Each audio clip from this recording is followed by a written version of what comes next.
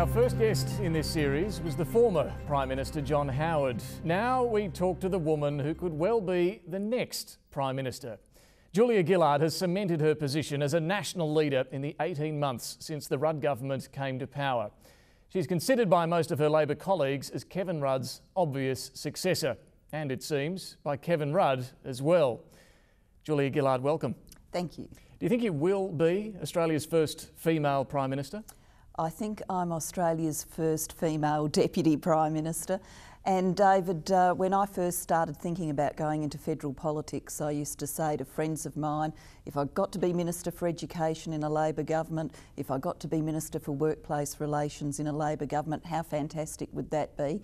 As it's turned out, I've got to do both. So that's my job. You must think about it from time to time. Oh, look, I think about what I'm doing. I made a decision in 2006 when Kevin and I put ourselves forward as a team that I wanted him to be Labor's leader. I desperately wanted him to be Australia's Prime Minister. I wanted to work with him as he did that, and it's of course all turned out that way as a result of the 2007 election. In relation to that arrangement that you made before the 2007 election, you've said that Kevin Rudd was the best option to lead into that election, that he was ready to go and, in your words, had a special connection with the electorate. Do you think you've got that special connection now? I thought Kevin had and continues to have a very strong connection with the electorate. I'm a different person, and so you would expect my connection to be different.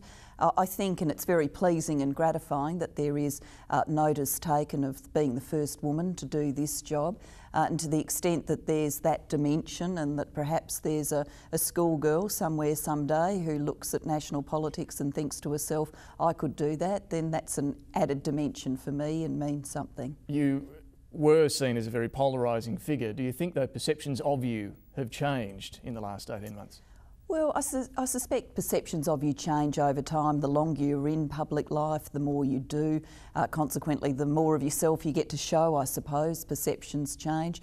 I think I'm the same Julia Gillard I've been for many a long year, but the sort of perception of you, the nature of your engagement with people does change over time. Obviously, being in government, you get the opportunity to implement the ideas you've had, the vision you've had, to actually get out there and do things.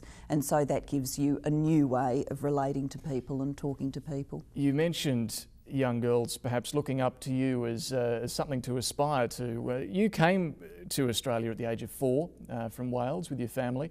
You grew up in a very pro-Labor family and got heavily involved in student politics. I'm wondering, what was it that drove you to follow a political career? Was there one thing that struck a young Julia Gillard as, I'm going to try and change the world on this? I think the most important period for me was getting to go to university. Was a bit special. I mean, in my family we didn't have a culture of going to university, so that was a new and a big adventure for me. And the first year at university I just got used to the new environment. But in the second year I was at university, it's quite a long time ago, Malcolm Fraser was Prime Minister, and there was the Philip Lynch Razor Gang. Some people will remember that, I do. And there were some cutbacks to higher education which I thought were wrong, and having just got this opportunity to go to university, I thought it was really wrong that a government should come into office and cut back those opportunities.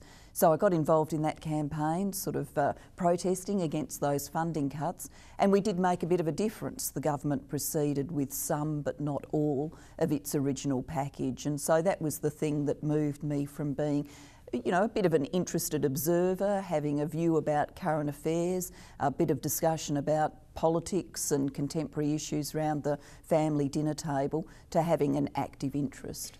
Education, it seems, has been a fairly important driver for you over the years. In your maiden speech in Parliament in 1998, you talked about educational disadvantage. You said, certainly this massive discrepancy would be lessened if we as a nation were prepared to seriously tackle the inequality of opportunity that exists in our education system and create a high-class state school system, end of quote. And yet now, as Education Minister, of the money that you've allocated in this National School Pride funding program that you're announcing in the last couple of weeks, private schools, it seems, are receiving more on average than state schools.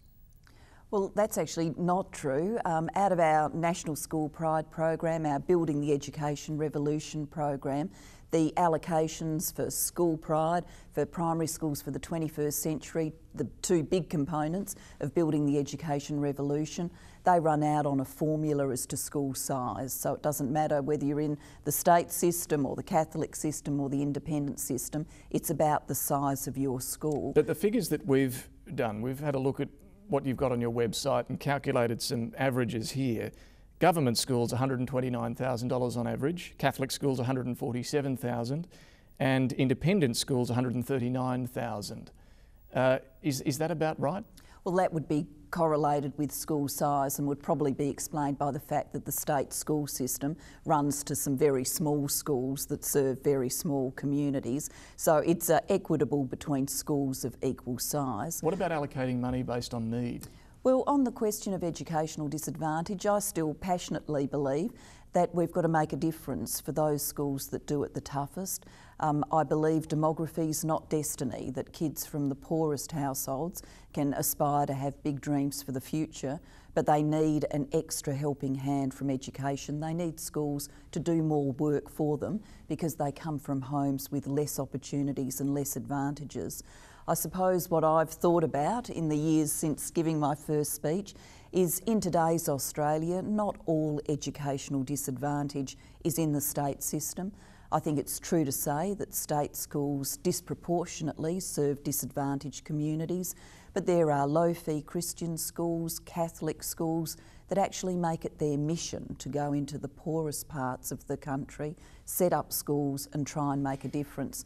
So for those schools, disadvantaged schools, whatever sector they're in, we do have some dedicated funds, $1.5 billion to go to schools to make a difference for educational disadvantage. But do you think the young Julia Gillard student unionist would have been comfortable with Geelong Grammar getting $3 million, with Avondale, Abbotsleigh getting $3 million? Well, I think the young Julia Gillard lived in a different time. When I grew up, people in South Australia where I was, you lived in zoned areas, so if you're in the zone you went to the local state school, no sense of choice about choosing between different state schools. There was a Catholic school system and there was some, relatively few in number elite private schools, Scotch College, places like that. In the modern age, of course, in community where I live in Melbourne's West, there are low-fee Christian schools, low-fee Catholic schools, state schools, and people looking at the alternatives. It's a different world, a different shape to the system. But we're still talking about some pretty elite, wealthy private schools, Geelong Grammar, for example. Why does it need $3 million of taxpayers' money?